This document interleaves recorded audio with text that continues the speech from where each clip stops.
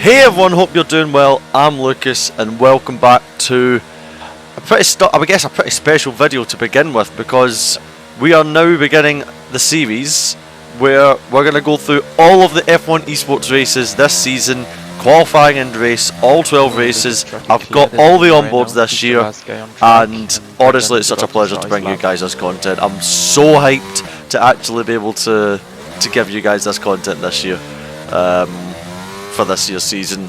So yeah, in the background now, just for context before I ramble on a bit more, is the beginning of Q1 for Bahrain. This was round 1 of the season, so we had 4 events this year. For those of you who are maybe new to F1 Esports, we had 4 events this year, 3 races in each, taking place over like 1 race each day, so 3-day events. And yeah, this was round 1 at Bahrain. And we have a full qualifying, so the exact same as Formula 1 in real life, where we have, you know, 18 minutes Q1, 15 minutes Q2, 12 minutes Q3, and then it's followed by this year a 50% race. So from last year it was increased to 50%. This year it's 50% compared to last year's 35%. So longer races this year, more action. Definitely, I think it was better to have longer races. So yeah. Pretty awesome, and yeah, here we are with. I'm just so hyped to be making this video, honestly. But anyway, I'll stop rambling. Thank you very much for tuning in, and let's get into the stuff. So this was our first qualifying lap of the season, and naturally with that there is quite a bit of sort of nervous anticipation. And I remember, in general, for event 1, I wasn't feeling, physically anyway, I wasn't feeling amazing. I had literally a few days before event 1 I was still positive for COVID at the time, so my heart rate was a bit of a mess this entire event. I was not feeling my best, let's say, but somehow, regardless of that, we were able to be we were driving really well. So Q1 we got through with 1 set of tyres, so we have 5 sets of fresh soft tyres available to us for the whole of qualifying, so Q1, Q2 and Q3. And if you manage to get through to another round of qualifying with 1 set, it means that you have 2 brand new sets for the consequent session. So we used 1 set of tyres in Q1, which means we topped Q1 as well, which was always satisfying. And yeah, everything was looking pretty good at this point. Bahrain is, maybe if some of you know, is one of my favourite tracks. I very much love Bahrain, and we're feeling pretty confident about our Bahrain performance going into this this season opener. So on screen now is my first run of Q2. The delta is from our used tyre run, so the set that we used in Q1. And yeah, as you can see, it's quite satisfying when you do a used tyre run and you see the delta, because it's like 3.5 tenths up before we're even at the halfway point of the lap. So into this really tricky left-hander, which we were all. People are still amazed at the line that we were taking through there, because we basically set up the car so that we could use that curb on the outside and just generally through the lap. We really got the car into a pretty good place, I think, for Bahrain for the time. Missing that apex quite substantially though, going through to the final corner of the lap now. But the lap is looking overall more than good enough to put ourselves in a decent position heading into the last run.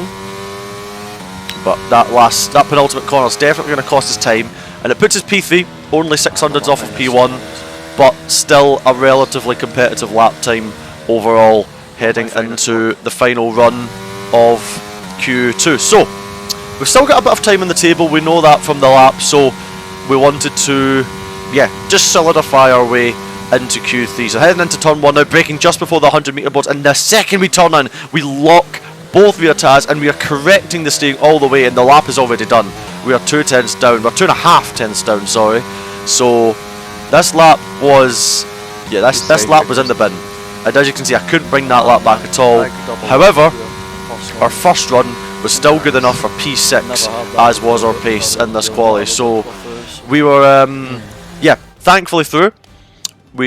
And yeah, because we had basically the set of tyres to do the run anyway, so absolutely no compromises made, thankfully, going into Q3. So now Q3 now, crunch time. This is when you really need to start hooking it up. The pressure changes going from Q1 to Q2. At Q1 and Q2 there's much more to lose. In Q3 you're guaranteed top 10.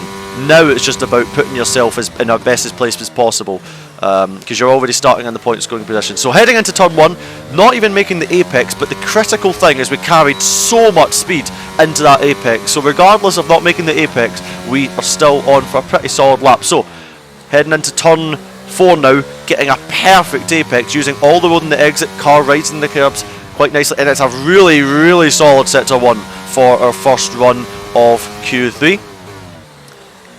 Beautiful rotation into that right hander. This lap so far was looking extremely strong for the first run of Q3, but heading into this double left hander, I brake way too early and actually pinched myself up on the apex, which compromised our exit speed as we were on just too tight a trajectory. So threw away quite a chunk of lap time. 15 meter board is already gone, making the apex here though quite nicely. So yeah, we had a fantastic first half of the lap, but we did throw away a bit of lap time there, sort of as we headed towards the double left hander. Nice and clean through the penultimate corner. Car wants to sort of understeer and oversteer at the same time. It's quite an unusual corner, four-wheel sliding quite a bit.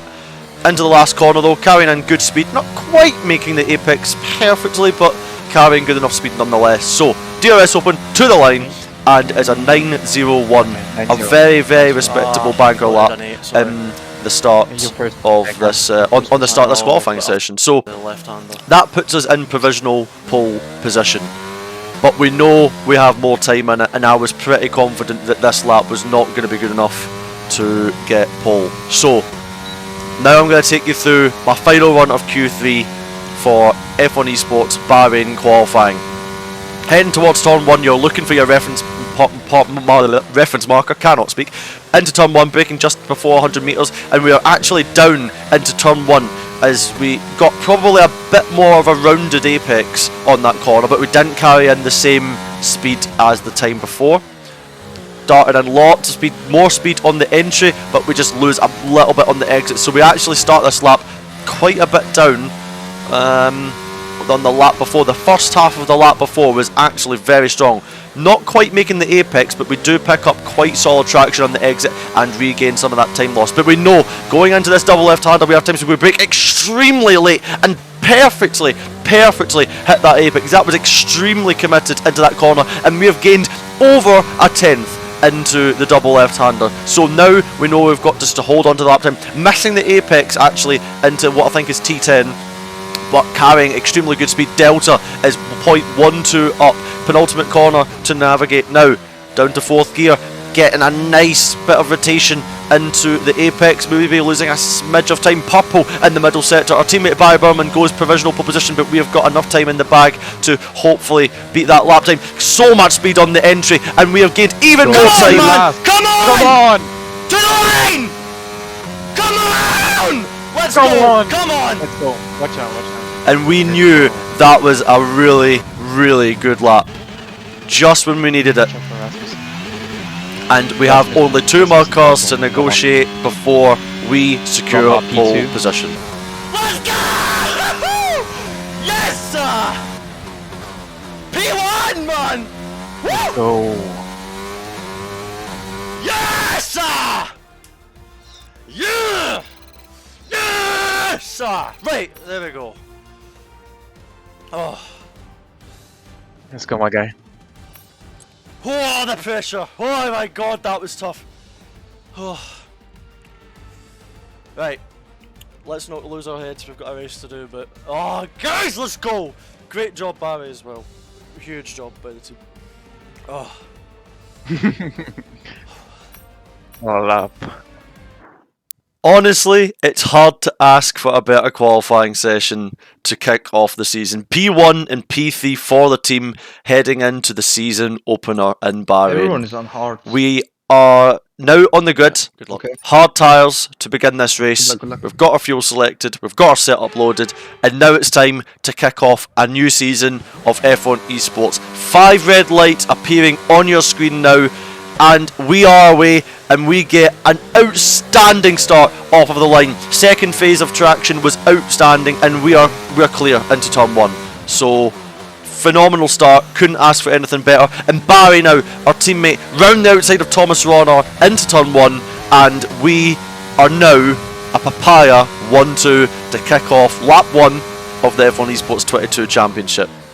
So yeah, things are looking pretty solid at this moment in time, and we all knew it, but the thing at this point was just to keep our heads down. We just had to get into the rhythm of the race, start managing tyres, start managing battery, and yeah, be ready to react to anything that happened in the race. So at this point, it's just really trying to get a feel for it. Obviously, we had a bit of time between qualifying and the race to warm up for the race and discuss our strategies, get used to the setup, etc. Because the difference between low fuel and softs is extremely different to high fuel and hard. So yeah, we are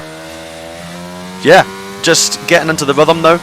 Really, we could not have asked for a better start to the season up to this stage. So yeah, always feeling good at this stage as we round the penultimate corner to sort of end the first lap of the season as 1-2 for McLaren Shadow. So yeah, now it's about just getting into the rhythm, because we knew that this race was going to sort of explode into life probably much later in the race. So yeah, let's go. That was a good start. As you can hear Barry just saying that was a good start. So yeah, don't really have much more to say. It was just a dream, complete dream to start the season like this. Yano is so fast on the straight, by the way. So cutting on now to lap 14, as you can see, because yeah, literally for the first 14 laps of the race, everything was just the same as before. It was just managing the stint, nothing happened at all, and it was a big training. But now, lap 14, after the first stint, Barry decides to peel into the pit lane to get himself onto medium tyres to protect from a potential undercut, which you can see with Thomas and Freddie pitting as well. However, what? I got hold up so much in the pit. Oh my god, this game. so as you can hear now, Barry actually get held, and this was not just exclusive to Barry. This was an issue with this was just a huge issue for this race. I think multiple drivers actually get held by a glitch in the pits, which only happened at this race for some reason, if I can remember correctly. Maybe I'm wrong, but yeah, all the way through practice there was no issues in the pit lane. We used the broadcast mode on the pit for the pit lane animation, and yeah, for some reason Barry lost, I believe it was 1.5 seconds, or maybe even more than 1.5 seconds actually, and that meant he lost a position to Thomas, who he was ahead of going into the pit lane. So Barry lost so much time on the pit, which left us vulnerable now going into what would be this lap, our time to pit. And as you can see, Jarno behind, basically using ERS and DRS to perform what is an effective overcut style strategy, which we should be able to cover if all goes smoothly in this pit stop phase. So diving into the pit lane now, as you can see, we have the broadcast mode for F1 Esports on the pit lane. Jarno goes long, so does Brendan Lee, and into the box. Jarno is on 45% battery. We also got held. McLaren will be no doubt very They didn't release me immediately. Yeah, exactly. We lost about, again, similar, I think it was similar to Barry, we lost like 1 to 1.5 seconds at least on that pit lane. And now, coming out of the pit lane, Thomas Rauner is right there, so we have to brake extremely late on completely frozen mediums, defending all the way in the trying to defend the inside, which actually, thankfully, allows our teammate Barry straight past Thomas. And now we have a 3-wide moment with me on completely frozen mediums compared to these guys who have hot mediums. I tried to hold my own on the outside, but unfortunately I just do not have the grip. So it's 3-wide going into turn 5, so I back out of it, let these two fight. Thomas and Freddie make contact, I go for the switchback, get a good run, and Freddie and Thomas actually make contact going into the middle sector, and it allows me to get straight back past and now we are we're now just going back straight to it to try and get into the DRS of Bahrain, because we know, because of being held in the pit, because of this battle, we were probably going to lose position to Jarno, which is extremely unfortunate, because now he's going to have even fresher tyres. And the key thing that Barry and I were noticing in this race was Jarno's straight line speed was significantly higher than ours. We probably had more pace, but Jarno's straight line speed was incredibly high, and now he had the tyre advantage, so Jarno was now an extreme threat in this race. So now we are going to probably get overcut, and now at this point Barry and I need to work together to try and rein that gap back in. Freddie Rasmussen now behind us has got a 5-second penalty applied by the game because I think of the off track. I cannot remember if that grew moved or not. But yeah, as you can see now, Jarno are just miles ahead on the pit exit due to us being held in all the battles. So yeah, not ideal, but we knew that Jarno was going to slip and slide at the beginning of his medium lap, on the outlap, sorry, just because the tyres, when the tyres come out of the pits, you are at 70 degrees on the carcass and the surface temperature, and a reasonable working temperature is probably around, like, let's say 90. So you have a lot of temperature to generate on these opening laps, which is why you see, for example, now Jarno's already sort of yo-yoed back towards us. He gained at the initial part from the overcut, and then he sort of comes straight back to us, so it's sort of the yo-yo effect in a sense. So yeah, now I'm back in the DRS of Barry, which is good for us. And now the key for us is Barry and I need to work as a team to try and get ahead of Jarno again. And as you can hear Barry saying there, Jarno had absolutely no battery, so Jarno went full attack on that overcut period, and it worked very, very well for him. However, we were now in his DRS, and we needed to strike at the exact right moment. And as you can hear, Barry and I are just discussing what batteries we have, and over the coming laps we're going to have to discuss sort of a attack plan, basically. So yeah, the good thing for us is we knew, as we set the fastest lap of this race in lap 18 of 29, we knew that Jarno was completely flat on battery, because as you can see his ERS light is flashing, so he has less than 10% battery. I had basically half a battery, so we had a significant ERS advantage. But now it was about how we use it, because we knew Jarno had a lot of top speed, so we needed to use our battery at the right moment. And Jarno had fresher tyres, so what we didn't want to let Jarno do was start to regen his battery completely. We needed to keep the pressure on. We didn't want to let him start to bring it back up again. We needed to keep the pressure on. So this was quite a tricky phase of the race, because we didn't know if Jarno was all of a sudden just going to get up and go. Like, for all we knew, with the fresher tyres, he would have had enough pace just to stay in front of us if he managed to regenerate the battery. So it was quite an unknown phase of the race, but regardless, we were running 2 and 3 on the road. 2 and 3 theoretically in this race when you take out the people who haven't pitted at this point. So yeah, it was still a good haul of points at this stage, but naturally when we start P1 we want to try and recover some of that ground. So yeah, now we're starting to bring that gap down to Jarno in front. I'm just managing my battery, not spending any if I don't need to. Also saving a little bit of fuel, because usually in F1 Esports races you end up quite overfueled by the end, because you're never ever wanting to take risks. But because I led the first 15 laps of this race, I actually ended up spending too much fuel, which is we did not that was not in our calculations, put it that way. So this was actually a good moment for me, because I was actually able to save. I didn't need to save much, just I needed a tiny bit more fuel than I had. But now it's just starting to bunch up that bit more. We've got Freddie Rasmussen behind us still, but don't actually know where Thomas is at this point. I don't know if he actually got damaged from all of that craziness that occurred. We have also got Simon Weigang in there as well, who I believe, maybe I'm wrong, performed quite a strong undercut. So he's running pretty strong in what is theoretical P5. And yeah, every time I look at the gap, it just seems to get smaller and smaller and smaller as we're on lap 19 of this race. So still quite a long race to run at this point, as is, I guess, news for this season. the races He from knows. 2021 going We have to be from super close.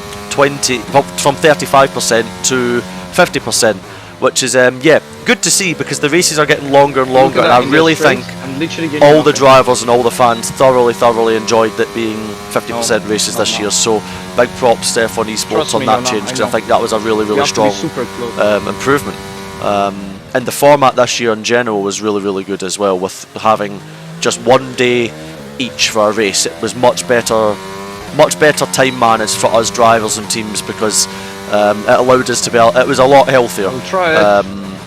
compared to the previous format, which was a lot more condensed and intense. So yeah, big props to these changes, because they were genuinely a solid improvement from years gone by. So yeah, on to lap 20 now, and now we're really on the back of Yano. Like it just gets smaller and smaller, and I believe at this point Barry was starting to probably actively use energy to close up that that gap. And bear in mind, folks, Barry has 2 lap older tyres than Yano, so Barry's having to probably push a little bit even harder than us to close this gap. I have a 1 lap fresher tyres than Barry, and Yano has 1 lap fresher tyres than me. So you can sort of get the picture. Freddie has the same lap old tyres as, I believe, Barry. So on to lap 20. We are, I believe, now gearing ourselves up for an overtake. And you can see me now using just a smidge of ERS. Going into the last corner now. And yeah, I think now is the time. You can see me, I'm on the button, I'm using energy, and yeah, we can hear Barry confirm this is the moment, this is when we're going to go for the move. I'm using energy on and off, not wanting to totally waste it. Barry goes for the inside, crucially gets the DRS for the next section as well, and they actually come together into turn 1. Yano shoots off to the escape road, and now this is our chance to try and get past and make best of all the skills. We nearly actually go into the back of Yano, but we are straight up the inside into turn 4, and that is us up into P2 for us and P1 theoretically for Barry. So yeah, it was a bit hodgy-bargy there. It was yeah, pretty intense to watch, and yeah, now we are a McLaren 1-2 once again. So now we could try in these remaining laps to try and structure how we went about the end of the race. Now at this point in the race I had a bit more pace than Barry, just simply down to the fact that I had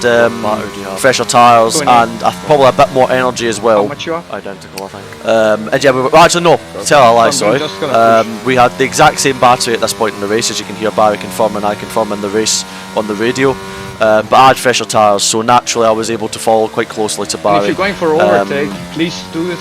I think you can go for overtake if you want now. Yeah, and now it was all about coordinating an overtake, because the last thing I wanted to do was go for an overtake on Barry and have Yano come flying past as well, and then yeah, make Barry P3. So it was all about being patient, just triple checking fuel as well, just making sure we've got enough, and yeah, it was all about just trying to time everything to perfection, because one wrongly timed move and yeah, things can unfold very quickly. So yeah, Barry was just asking to make sure I told them when I was planning to go for the overtake, just so that we didn't end up vulnerable. But now on to lap 23. You wanna pass? I've recharged a little bit of battery, got plenty of fuel now to get to the end of the race, but Yano crucially is 6.5 tenths behind, which means I can now safely overtake Barry into turn 1 without having to use any energy, which should allow us to remain in P1 and 2 in this race, and hopefully try and secure a 1-2 to open the season. Barry gets DRS for the next straight, which is absolutely critical, which allows him to defend from Yano going down here. And you hear me asking to check there, because I was worried. I made it a little bit too close, not intentionally, into that DRS detection. So thankfully Barry gets the DRS there, and we are now running 1 and 2 going into this final stage of the race. Cutting on to lap 27 to start 28 now, and we're good for fuel. We've got just a little bit of energy, and now we've got two laps to negotiate to try and secure my first win of the season and a 1-2 for the team to, yeah, it would be a dream start to the season. So at this point, it was just maximum push, because the faster I went, the more it helped Barry, because with dirt air on this game, the slower I go, the more it's literally going to back Barry up into Yarno. So I was just giving it absolutely everything. I didn't want Barry to be vulnerable to Yarno, who would have been able to save ERS more because he was on definitely a lower wing due to his straight line speed. So yeah, I was making sure to try and just open up as big a gap as I could so that Barry had maybe a chance to defend going into this last lap, which we knew was going to be tricky because Yarno was probably much more battery and a lot of straight line speed, and when you think about it, with tyre delta, he had 2 lap fresher tyres than Barry, who was directly in front of him. So yeah, I was just trying everything I could at this point to try and open up the gap to Barry behind, so that it meant that we were trying to, so that we could safely secure a 1-2. But unfortunately now, as we look at the deltas, Yarno is basically 3 tenths back going into, it's probably even less actually, going into the last corner, as I'm now on the ERS button, sending it as much as I can, but unfortunately the gap is just too small to Yarno and Barry. You can see them closing. Yarno just flies past round the outside into turn 1, outbreaks Barry, and that is, yeah, I actually locked up myself into turn 1, just trying to brake as late as I could. But yeah, now we have Yarno Otmir behind us, and it's not over yet. For all we knew, Yarno had more energy than us, probably, or he could have had more energy than us. So we needed to push like crazy in the middle part of the lap, where we knew we had more pace, because Yarno's straight line speed was extremely dangerous. So we only have a 4/10, 5/10 gap, so the pressure was still very, very high at this point in the race. I did not want to throw it away at the very end of this race and lose the first win of the season. So I was pushing and pushing and pushing just to try and make sure that, you know, we at least secured the win in this race. It's crucial points in the championship, you know, to try and secure early on. Every point matters. So yeah, the gap's now 3 tenths just on the DRS sheets. He closed in so much, and I'm on the ERS button practically everywhere, apart from now as I decide to say it, which is always great, because I mean, we're out of battery anyway. And yeah, one more corner after this to negotiate to try and secure what would be a pretty awesome start to the season, to take the win. We've got one more corner to go. 3 tenths is the gap to Yarno. He's so close, but it's not enough. We've done it. We're going to take the win. Yes, we've done it. Oh, I'm sorry, Barry. I'm so sorry.